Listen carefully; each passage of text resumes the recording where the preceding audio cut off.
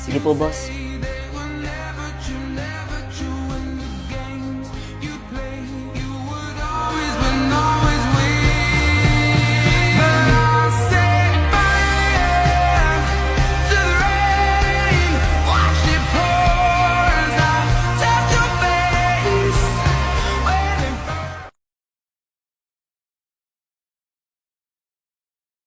Surprise! Bayaw, kamusta? Hoy, tumaba ka. Marami akong pasalubong para sa inyo. Ito, pasensya na hindi ko nabalot Maganda tong relo. Ikaw naman boy, marami kang damit dito tsaka sapatos. Di ba mahilig ka mag-basketball? Buksan na lang natin mamaya nasan pala yung asawa ko? Honey! Teka, sandali. Uminom ka muna ng tubig. Ikaw talaga, nagmamadali ka. Sige, tara, nauwaw na rin ako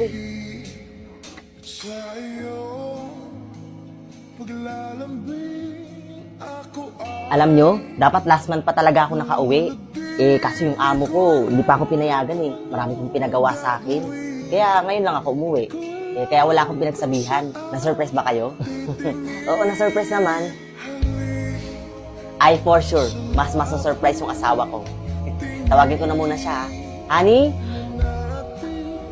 Nasa taas, naglalaro lang ng video game para malibang. Kuya, ang ganda naman po ng sapatos na binili niyo sa akin. Maganda talaga yan at matibay pa. Siyempre galing ibang bansa. Binilan talaga kita niyan kasi alam ko mahilig ka mag-basketball. Wala ba yan sa taas yung asawa ko? Hindi ba yan nababa dito? Siya nga pala. Di ba dapat tapos na tong bahay natin? Nagpadala na ako ng ilang milyon para dito. Medyo na-delay lang ng konti. Pero ngayong week, tapos na to. Alam nyo, mas maganda siguro kung padagdagan natin ng isang kwarto itong bahay para pag magkaanak kami ng ate nyo, alam nyo yun. Alam nyo, excited na ako makita yung asawa ko. Honey! Ba't ako ikaw?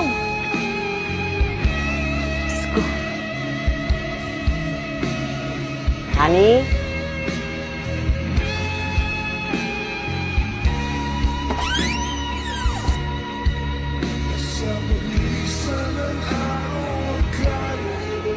Marvin? Marvin, sorry.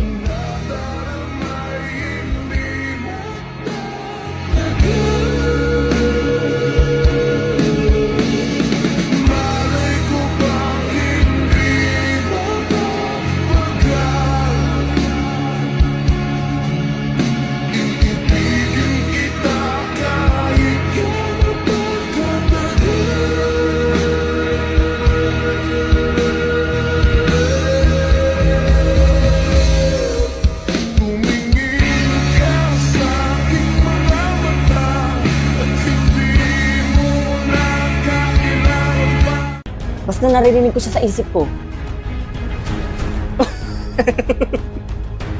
Boses?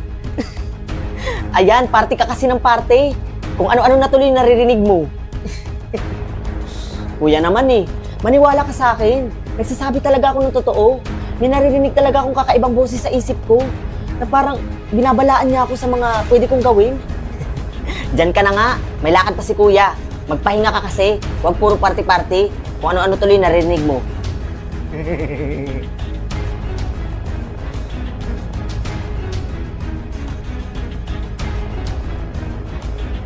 Justice, dalawang estudyante natagpo ang patay at ang suspect hindi pa nahuhuli. Pumunta ka sa bahay ng kuya mo at buksan mo ang basement doon.